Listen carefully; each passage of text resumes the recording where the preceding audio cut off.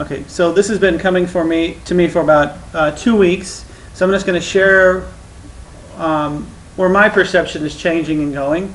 By all means, don't take what I say as truth. You have to listen to yourself and use your own intuition.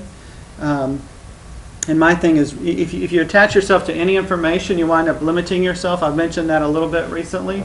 So it's like, even though we use concepts to go beyond where we are, like, we start playing with healing and you learn about Reiki and that expands your consciousness. But if you stay within that, you can get locked up to the rules of that, subtle rules within that.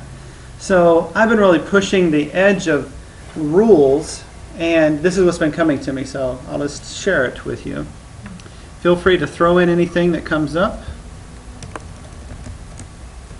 Oh, wrong date, but...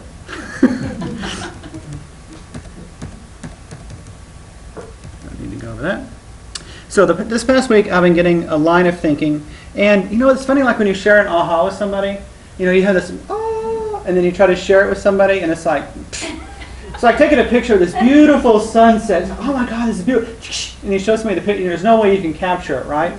So it's like, just to take whatever I'm sharing in that sense, okay? And that's kind of the difficulty in any type of sharing or teaching. It's like you can try to give somebody an experience, but ultimately the person has to have their own personal experience to really get it, right? Mm-hmm. Like Christians, it's like they're focusing on Jesus. In my perception, they're focusing on Jesus's experiences instead of having their own experiences and going by what Jesus said and did as truth, as opposed to having your own experience and having that. So. Like the old Zen saying, don't mistake the finger pointing at the moon for the moon. I'm just a finger pointing towards the moon, okay? And I mean that in a very humble way, because I don't think I know anything particular. So I'm one of like millions. And I think everyone in this group is pointing to the moon in their own way. So what I share with you, what I'm saying with all this up front is, just because where I'm going now with this stuff can seem a little out there. Not that my stuff before wasn't out there, but it seems to be getting more and more so. So, this past week I've been getting a line of thinking. It isn't like majorly different. I'm just seeing it different. I was asking some questions out loud to God, the universe, about owning what we are hearing and feeling as possible. The answer, the way I ask a question is like, all of us contemplate. I think everyone in this room is someone that's seeking, so... It's like, I didn't sit and put my hands together and pray. I just kind of asked the question open-endedly. And the answer that came back to me is, you're not free. I know this, and I've always said this now and then within groups and stuff, that none of us is completely free. But this time a deeper understanding came with the answer. It was always accompanied by, and all my little ahas kind of come with visual. So as usual, this came with a visual too.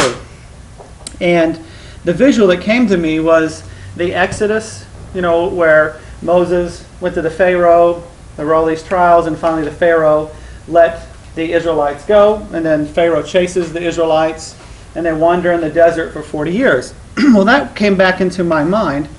And actually, if you look at Israelites, you see Ra in the center. And from some of my other videos and information, Ra represents that sun god, which is actually the center of your head. Pharaoh even has Ra within it too. So, I wrote this today quickly, so I haven't rehearsed it much. So I'm a little rough. So, do y'all know why do y'all know what the Israelites took from the Pharaoh before they ran out into the desert? What were they carrying? They took a lot of jewelry and metal things. Okay. But there's one main thing that there's actually even some people that say this is what actually parted the Red Sea. Uh-huh. It was the Ark of the Covenant. Oh, okay. They took the Ark of the Covenant from the Pharaoh, and I think that's why he gave chase after them, because the Ark of the Covenant had a lot of power. So supposedly the Ark of the Covenant is what was used to part the Red Sea. But what came to me, and those of y'all that were here Thursday, maybe you saw my drawing. I didn't have time to go into it in too depth. It was another drawing I'm going to show in a second. But what came to me was the Pharaoh, Israelites being set free, wandering for 40 years in the desert, and then there was the Promised Land. And y'all know from my previous stuff around looking at the body as being a mirror reflection of biblical stuff, like the little skull up there, you can see that little flickering light. That gold is the sphenoid bone. And that sphenoid bone is what I believe to be the Ark of the Covenant. And what's really interesting about that Ark of the Covenant is that it has a little place in it right back here, the sella turcica, and it's actually where the pituitary gland sits within. So the Ark of the Covenant, I believe, is the sphenoid bone. So if we liken the story of the Pharaoh finally letting go of the Israelites and the Israelites taking the Ark of the Covenant from the Pharaoh, the story looks a little bit different if we translate it. So and this is the drawing I drew. It was up on the board Thursday. So here we have the Exodus. Here's the Pharaoh. I just drew it like this. This kind of came into my mind. Here's all the Israelites wandering around, and Israelites have that Ra, Pharaoh, Ra, and Ra being that light, that sun god within our head. And there's the little, my little depiction of the sphenoid bone or the Ark of the Covenant. And why did and I've talked about this before, but why did the slaves, if they had this powerful device here and they were free, why did they have to wander in the desert 40 years before they can enter the promised land? The way the story is told is that when they sent spies in, the spies said, "Oh, the people in the land are giants. We can't beat them." Uh-huh. So they didn't. Well, I like that even better. that adds to it too. Yes. So here's my little story. The Pharaoh let the Israelites go. They took the Ark of the Covenant, and the Pharaoh chased after. The Ark was used to part the Red Sea, and then the Pharaoh and his army couldn't chase after the Israelites. Yet they were made. So I made this in haste to wander in the desert for 40 years. The lower brain, which here is represented by the Pharaoh, lets the cells and consciousness of the higher mind, the Israelites, leave, and they took over the sphenoid bone being that powerful place, right? So imagine the Pharaoh is really the reptilian lower mind. And from some of my other stuff I've shared, if you look at the head this way, it's Ganesh, and Ganesh represents that lower part of the mind that's blocking us from going into the higher mind. It's like you don't give a child a loaded gun. But from taking this from a different kind of perception, just playing with it, the Pharaoh represents that lower mind that the Israelites were let free of, and they took over the sphenoid bone. And then, of course, the lower consciousness didn't like that once the higher consciousness took over. And you can think about it this way. Whenever we start to move forward, our fears and our doubts, everything that runs this lower part of our brain, which deals with our heart rate, respiratory, all the automatic things that happen in the body, once that loses control, or when we start to move past our boundaries and fear and doubt comes in, there's a tendency to go back where we were, okay? So what happens is, and what's really interesting, I'll go into in a second, but usually on Sundays I'll iron clothes. And what I do is I always get a movie, so when I'm ironing clothes, I can just watch the movie and, makes the time go by a lot quicker and it's more enjoyable. But what's really interesting, I'll pull that in a second. So I've covered this before. If they now possess the ark and its power, why were they made to wander in the desert for 40 years? The reason they were made to wander in the desert for 40 years is they had to get rid of slave consciousness. The older people passed away. New children were born in freedom. Okay? So to me, why they were made to wander in the desert for 40 years is that they had slave mentality and they could not really move into an empowered place or the promised land because of that. Does that make sense? Yes. Okay. So let me take it a little bit further. They couldn't enter the promised land because until they were purged of their slave mentality. Remember, I drew that Exodus picture Thursday. Last night on the way home, I stopped at Redbox and picked up the movie Django. Has anybody seen it? Yep. Okay. I've got it if somebody wants to borrow it as long as you return it next 2 days. And I have no problem with that. It's a pretty bloody movie, but but I love the story in it. I mean, what's his name? Quentin. Tarantino. Yeah. All his stuff is bloody, like Kill Bill or whatever. But I really do like some of the aspects in that movie. And I actually pulled a part of it out, and I'm going to play that in a second, and you'll recognize it, Donna. but it ties into this so perfectly, okay? So remember, I drew that Exodus picture Thursday. Last night on the way home, I got this movie.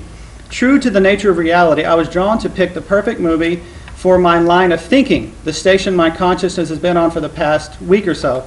So it's always amazing to me how I could not really, I thought this would be a cool movie to watch when it first came out, but I never made it to watch it. But here I am thinking about this whole concept of slavery, and I wind up getting this movie that's got a very strong theme around slavery, okay?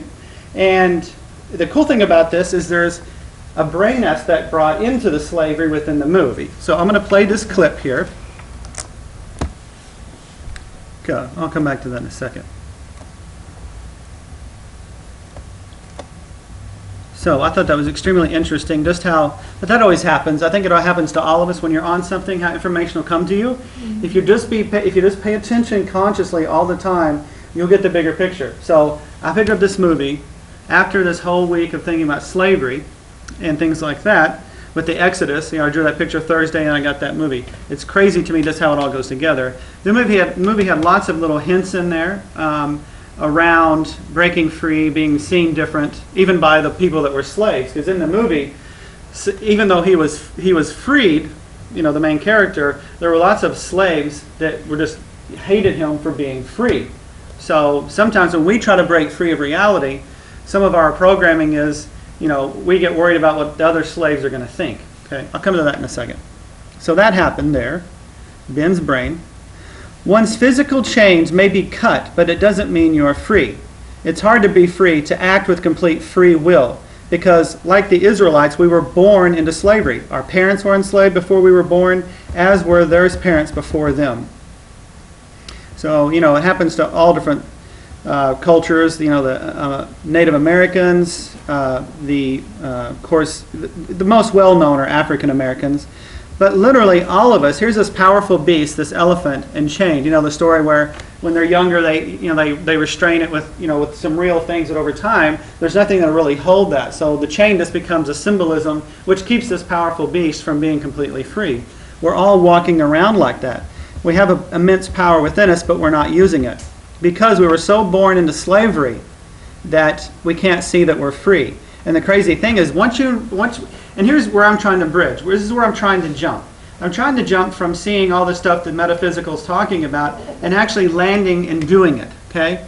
And I'm not seeing it as much as I know is possible. So my question's been around that. And the big answer that's coming back to me is, I don't believe I'm free. We may think we know, and we may consciously go, yeah, I'm free, I can do anything I want. But the programs that are within us are so deep because we were born into slavery. It's been within us. It's like the Israelites. It's like we've never been out of it completely. Even in this life, we're still living within slavery. Everybody with me on that one? Mm-hmm. If everything is energy and consciousness, what are we really healing when it comes to the body? What are we setting free? The only thing we are dealing with is consciousness and energy. We're only healing consciousness. Freeing limited consciousness. Basically, limited consciousness says, what is possible, what isn't possible. There's a difference there. So limited consciousness says this can't be done. And that limits us and makes us appear that we have no power because we bought into the programs. So this limited consciousness is what manifests as physical limitation. That's the pain and everything that we experience. But the physical body isn't the cause of it. It's the consciousness that is the cause of it. So we have to address the consciousness to set it free. So we may think we're free. We walk around like we're free, like we can choose what we want to do at any given moment. But none of us, even the awake ones in this room, we still act in lots of different ways as if we're enslaved, whether we're aware of it or not. Tom? Yeah. Do we inherit our consciousness? Yeah, we inherit it, but that's not the only way. It's inherited through our ancestry. Every one of us is a surrogate for everything that came before us in our ancestry. But it's also society. If I was born in Africa, I'd have an entirely different consciousness based on that, a limitation. If I was born in India, all these different belief systems that are down, you're born with a certain amount of consciousness that comes from your ancestry, especially your parents, because they're the closest. But beyond that, that's why I did that one. We're going to go over that one tapping I said, but like whether it's inherited or adapted to. And we also get all these other programs from teachers, peers. We're getting programs all the time. So by the time that we are of consciousness thought, able to make good choices or bad choices for ourselves, what they call it the age of consent. We've already had so many programs that nobody knows who the hell they really are anymore, right? So, and this came from this little book. I just like picked up and flipping through. It says, remember, you're only treating consciousness. You never treat the body. The greater your coverage of details, the more effective the treatment. And that's from Raymond Charles Barker. So, to be truly free, aka empowered, one's consciousness has to shift. Here is the deepest secret. It's been revealed in many creative ways, like the movie The Secret. So why are we still not empowered? We got Neo being with us, all the connections that we're born into, representing that. Again, it's because we are born into slavery. It is deeply ingrained within us, making the jump from slavery to masters making the jump from slaves to masters seem daunting. I'm going to show everything. Another video.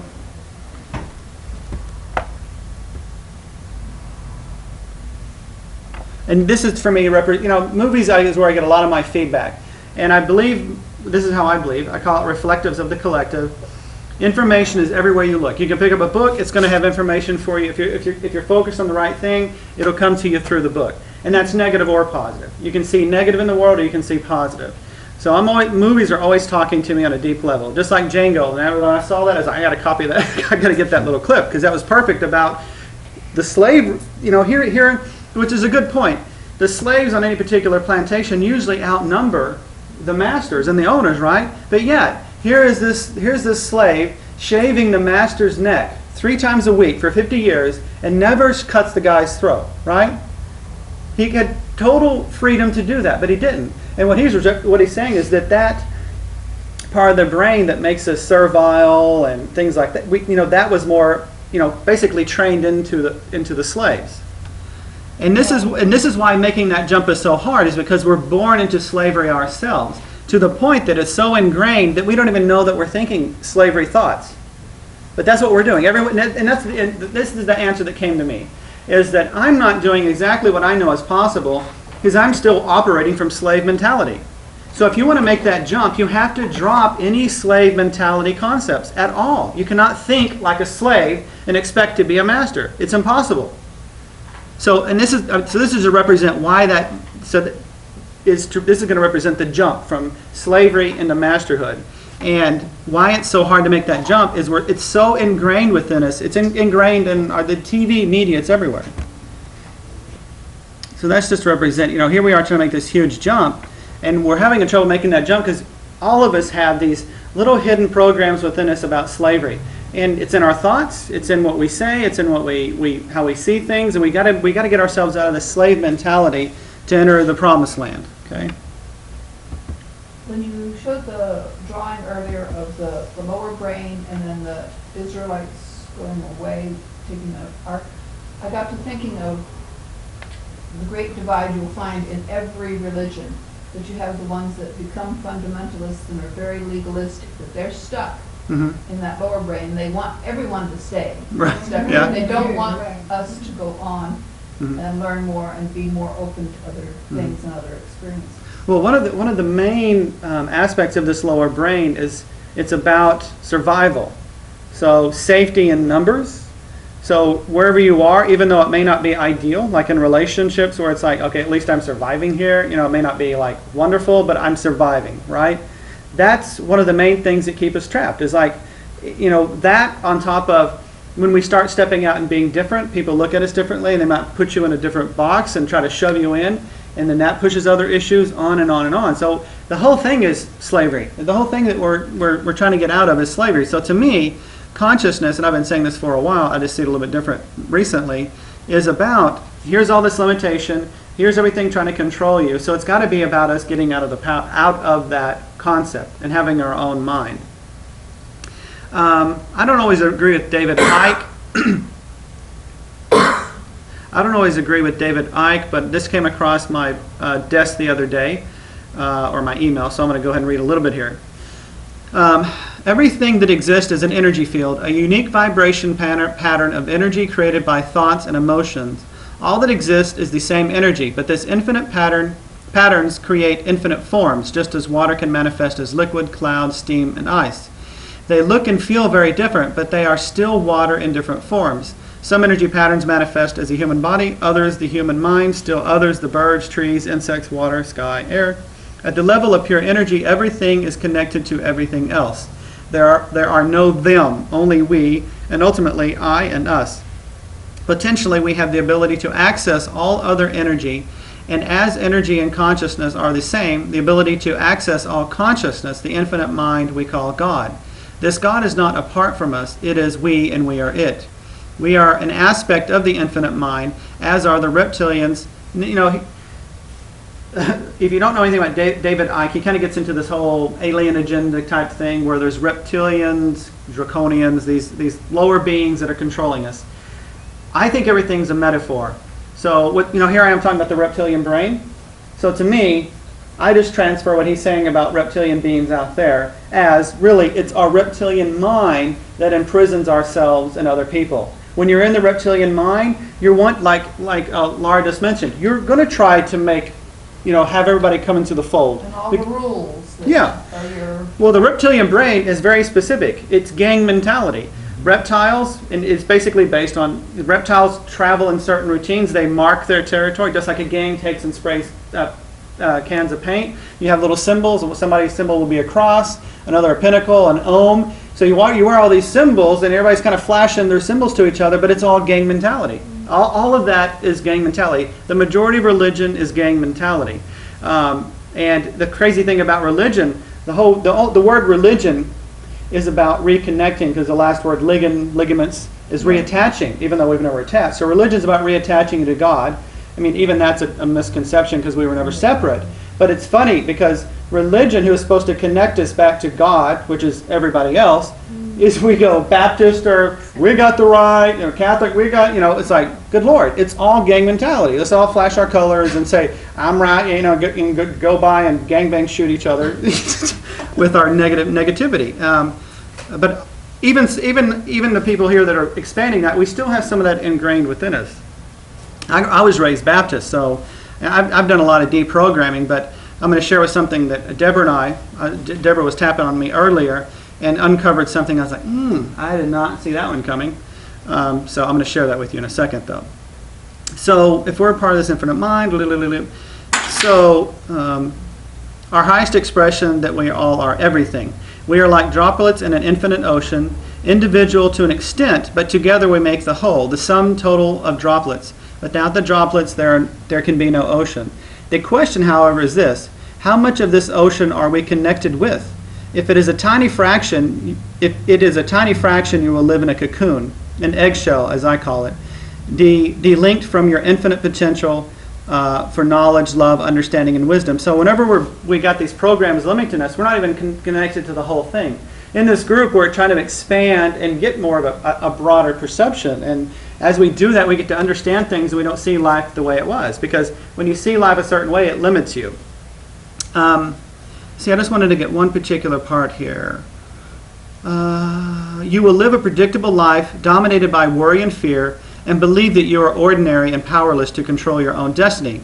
If you open your mind and open your heart and break out of the cocoon, you connect with more and more of infinity, and in doing so, you understand that you are more than a physical body experiencing one meaningless lifetime. You're an infinite consciousness experiencing this world as part of your eternal journey of evolution through experience. You are everything, and you have the potential to know everything and do everything. What we are experiencing now. If we make new choices, we'll create different consequences. And the choices we make are always isolated or limited by what's in our mind. If we can't get outside of ourselves, that's why things like meditation, yoga, things like that push us beyond, or the tapping, helps us get a broader perception. We are in control of our destiny, and people are waking up to that. I'm going to say reptilian mind. The reptilian mind manipulates from the lower fourth dimension. Even say lower. So here, there's actually 4 dimensions of the mind, and the reptilian is the lower fourth. Then you have the bird, reptilian. Anyway, I'm not going to. Limbic. Limbic is the bird. I'm going to get sidetracked there and lose my mind here. So try to focus there. To control this planet, they have to keep the masses, the mass of humanity, at or below that level of disconnection and disconnect from anything higher. When this is understood, what has happened in the world and still is happening again makes perfect sense. Crucial to maintain the human psyche in disconnected ignorance is the manipulation of the low vibration emotion, fear, guilt, resentment, dislike of self, and condemnation of others. Like when I was raised Baptist, right from the get-go, the first program you get is you're an evil sinner. Kicked out of God, basically, kicked out of the Garden of Eden. And this goes back to that, that lower brain trying to keep us encapsulated so we can't expand. But I think it's all from my perception, it's all part of a grander scheme. The grander scheme is an evolution of the mind. We come down into the reptilian mind, we understand it, get understanding from experiencing limitation, and then we can expand higher from that. So these are the very emotions which resonate to the frequency range of lower fourth dimension or the reptilian mind. And once we succumb to domination by these emotions, we succumb to the control of the reptilian consciousness, which is our reptilian mind, plain and simple. Notice that I said domination. Feeling these emotions are part of life experience. Like I say, there's no negative emotion. This is important in our evolution to a greater understanding and wisdom. It is when these emotions control you that the whole focus of your psyche becomes plugged into the lower fourth dimension. So plugged in like Neo was in that movie. It's got all these attachments to the lower realm, or imprisoned like a slave, got chains. So into the lower fourth dimension to such an extent that the reptilian consciousness can connect and infiltrate your thoughts and patterns. But the thing about it is we were so born into this slavery that's where most of us are operating from. We're operating from that lower part of the brain, which is where in that movie he cut out that piece of bone and pulled out that lower occipital ridge area, which relates to where the reptilian brain is. So it's kind of cool that was in that movie. It's like, oh, that's a cool find. So, and this came up to me in a session, which I really find fascinating. And to be honest, I was not aware of this term until this week. Has anybody heard, everybody's heard of placebo, right? Mm-hmm. Has anybody here heard of nocebo? Mm-hmm. This will blow your freaking mind. Nocebo actually has a more powerful impact on me than placebo. I can see people healing by believing that it can heal, right? Yeah. Okay. I mean, I think we all can understand placebo, that things can happen when we change our consciousness. But nocebo was not even in my awareness. Nocebo basically is that a harmless substance can create harmful effects in a patient who takes it. Okay? So basically, a placebo is here somebody's taking a sugar pill and they're getting better. A nocebo is like if they're doing a study group, a person can be taking the sugar pill, which is absolutely nothing, and start getting diarrhea, all these negative effects, and even cause death. So this picture here comes from Wikipedia. So here you have the guy that's got the placebo sugar pill and he's all happy. And a nocebo can actually be so negative that it leads to death. That's amazing to me. That means that so placebo means this person's consciousness created the healing, this person's consciousness created the death or the illness, right? It's like the lady that is in the dining room and she hears the cat. Oh yeah. Mm-hmm. On the TV. Yeah, that's the story I've told before, and this was in a class of mine. There's the amygdala part of the brain, which has response to your environment. So here's this woman who's allergic to cats. I'll say this really quickly. She was visiting a friend of hers, true story, and from the other room, the person visiting is allergic to cats. From the other room, she hears a meow. You know how certain sounds in the TV will get louder at times? So she heard the meow, and all of a sudden, the woman starts breaking out, like an allergic reaction. And she was really mad at her friend. You know I'm allergic to cats. How come you didn't tell me you got in a cat? She said, I don't have a cat. So they go in the other room, and it was on the TV. So here's the kicker. There was no cat. There was no substance to create the reaction, yet she had a reaction. It's all in the mind, period. Okay? So we actually go around doing a lot more nocebo than we actually realize. How much nocebo are you doing in your life right now? So, where are you still believing and acting like a disempowered slave? What are you noceboing? Stop playing the old game if you expect to get out of it. Okay. Oh my gosh, I wrote this in quick. I What did I mean here? The good Good thing. The good thing. The good. Good thing, thank you. The good thing is, I know how you talk. the good thing is that we have maps that can show us the way out of slavery. All of reality is not only a mirror, but it's also a map. And that really came into me this week too. It's like, oh, we're always talking about reality being a mirror of what's going on. But if you just take the consciousness that it's a map, that little bitty switch can actually change your awareness. Like, oh, it's telling me where to go and where not to go. It's all right there in front of me. So the mirror is the map. All of reality is pointing to the way out by mirroring where you're stuck. Simple as that. So this is another, I'm a big movie buff and how it talks to my consciousness. This is another great movie I love. So that's some pretty powerful stuff there. This is what my work focuses on. Adjustment Bureau. Well, what was the last line that maybe one day we won't? Write the plan, you will. So basically he's saying that maybe that was a plan all along, to make you push to have free will, not to give it away, because everything is geared to make us give it away. Even religion has it within it. Give up your free will. Cut off the lower three chakras. Cut off anything to do with survival. Don't worry about survival. Cut off your passion and your sexuality, and then give your free will to God. I think it's opposite, because we're here, all that's been put here to make us get it. Okay? That's where I'm coming from. And that's what I'm focusing on. So I did this tapping here, and I can send it to everybody. This is what brought me to this point here. I started tapping on this about a week ago. I choose to see, understand, and move beyond any and all currently perceived or believed limitations of mine or others, whether inherited, learned, accepted, created, or adapted to or with. And so these maps of the body is what I study. I've been studying, and I'm understanding them more and more.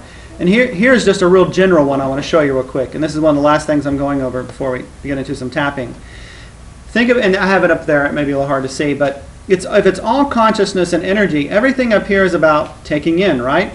From here down into the stomach area, it's about breaking down into usable bytes. And I did a little pun there with the bytes being computer bytes information. The immune system neutralizes threats. A strong sense of self, I am. Notice how the first part of immune system is I am. A strong sense of I am neutralizes threat. Think about nocebo versus placebo. How many times thinking about the whole concept I shared with you about nocebo, how much nocebo are you taking or doing on a daily basis in your own life right now versus the placebo? Assimilation is extracting the good to feed the body, mind, and spirit. And then the elimination system is excretes. And what's interesting with the word excretes is it's creates. It's excreates. So in the elimination system, you're excreting the bad by Uncreated? Huh?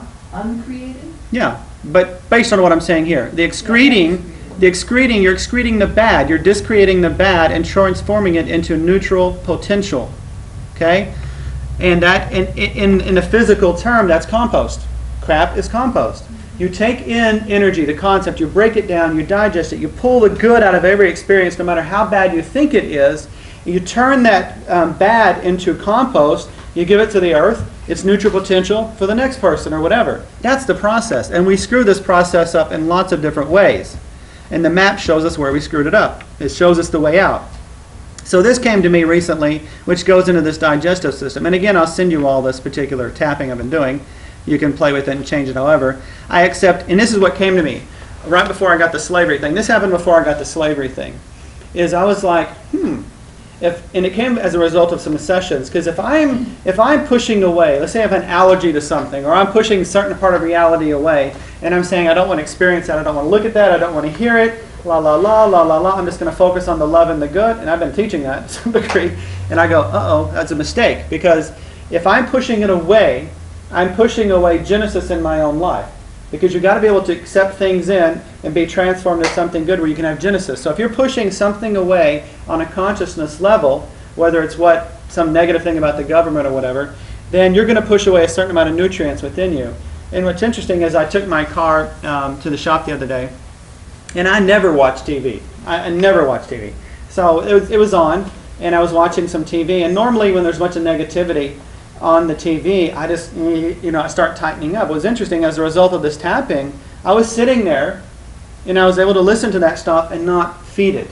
I was able to extract the good from what I was hearing and then let the bad go. And here's the thing, if all these light workers are taking in the negativity, not to take it in the bad, but take the good from any situation and then turn the bad into neutral potential, then reality will change a lot quicker. And what was really interesting is one of the, I did just now realize this, is one of the things that was on the TV and the news where those women were kept captive. They were like slaves, right? So that was really another interesting little reciprocal there. So this is one tapping I did. I accept everything, including myself, knowing that I can easily digest, extract, and assimilate the positive out of the most seemingly negative things and transform the bad into neutral potential. It's easy for my body to digest, extract, and assimilate the good, the nutrients in any situation, environmental factor, person, food, or drink, no matter how large the perceived negativity is about or around that thing. So, and this is what Deborah and I uncovered, or Deborah kind of popped up when she was tapping on me, and I was like, that's interesting. Okay, so I'm going to say what Deborah came up with is what I perceive to be the most negative, limiting, viral program out there. Anybody have any ideas what that might be? Most people here have gone to church. What might be the most religion-based, powerful, negative, viral program out there? Hell. Close. Sin. Sin. Yeah, for the most part. But the way it came to anybody else? Guilt. Guilt, yeah, all what you're saying goes together. It's totally related to that. But here's the thing. When I show you, it'll make more sense. Because here I am talking about going beyond the limits, going beyond the program and the set. Who did that? Who tried to do that? In biblical terms, who tried to go outside of God's domain? Satan. Satan. Yeah. And what happened to Satan? Separation. Right. So is That's it the fear? program. That's the program. No, guilt is attached to that. Right. Guilt is like a subfolder of this particular program. The program is if you try to take control and guide your own life, then you will be cast out. And I believe a bunch of that is going on in our background. That's what's holding us in slavery. We may not even know that we're doing it. It's like, here we are going by this program, so whenever we start to get free, boom, this thing kicks in. It's like, maybe I shouldn't be doing that. Because these things are unconscious to us, right? It's not on the top of our consciousness. So when that came up, it was like, wow. For me, that was pretty powerful, because here might be this program that I let in that says, if I try to be powerful, because here we are talking about this New Age stuff, we hear it everywhere, but aren't we really trying to do and go beyond, like some of the concepts in the Bible, right? Which is this going to make your conscience, well, isn't that bad? And you may not be able to voice that, but you may be thinking it on a deep, deep level. Are you taking that on every level? Huh? I mean, like, not just, I'll be cast out from God, or I'll be cast out from work for being different, or if I leave my husband, I'll be cast out from my family because they won't understand. Like, are you taking that to Oh yeah, all levels there, for sure, because that's what keeps, like Lauren mentioned, misery loves company. It's going to pull you into a certain fold. So for you to break free of that and be, like in the movie Django, quite a few slaves in there had a real negative attitude towards him because he was free. They weren't. So there's this thing unconsciously, I think, that we have that we're afraid to break out. For one, if we really, really break out, it's like being like Satan, and that we're going to be punished in some way. I think that's a deep program that's hiding out in our awareness, even though we may not be aware of it, especially if you were raised in any type of religion. I think of, it's almost like religious mandates in various Christian denominations that we have to believe in Jesus in a certain way or we're cast out. True. So, but it's all links into having to do it a certain way, which is all about chains and guiding you in certain directions. And also being proud and confident. Yeah. is another. That's a real good point, because to actually do some of this stuff and move out of slavery to mastery, you can't have the slave mentality, right? Which means you got to be something like Jesus. I believe Jesus had a strong confidence, not an arrogance, there's a difference there, okay? But a strong confidence to walk up and tell somebody to walk. You have to be confident in it. You can have no slave mentality. You got to be a little bit full of yourself to do that. You got to be confident and be able to project that. And So in order to be powerful, it's like we have all these programs, millions of programs around us saying if we do anything that will actually get us there, we're bad. Does that make sense what I'm trying to say? It's in every religion. If we try to go and do these things that we were told we could do, it's built in as a limiting switch on us, because if we start to get close to it, we unconsciously start feeling like we're doing something bad. Does that make sense? Yes. About how powerful the mind is so you'll get, if you are ever thinking you're so cold outside you're freezing, Mm-hmm. you can actually picture yourself, and I do mean picture yourself in your mental mind, Mm-hmm. that you're at a beautiful beach. It's 80 degrees. You hear the ocean sway, your body will warm up. Mm-hmm. As long as you can maintain that, Yeah. regardless of what's going on around you, Mhm. you'll remain that temperature. Yeah. And that's As soon as someone says, "Aren't you cold?" yeah. Right. You're, Mhm. And or vice versa. In the summertime, you can picture yourself at the same scene, Mhm. 80 degrees, and you'd be at the 80 degrees, even with 100 and something degrees. right. Until someone says, "Aren't you hot?" Yeah. Well, that fits with what I was trying to So- say about Jesus, I mean, in the opposite way, that that we're conditioned and programmed by various religions. If we don't believe in Jesus in the way that they're prescribing, Mm-hmm. then we are missing the boat, and we're Mhm. not,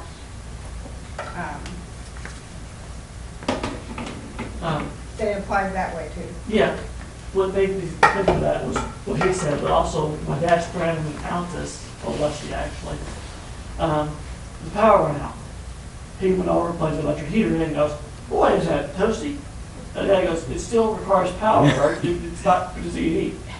No, it's toasty. It would be. He said something.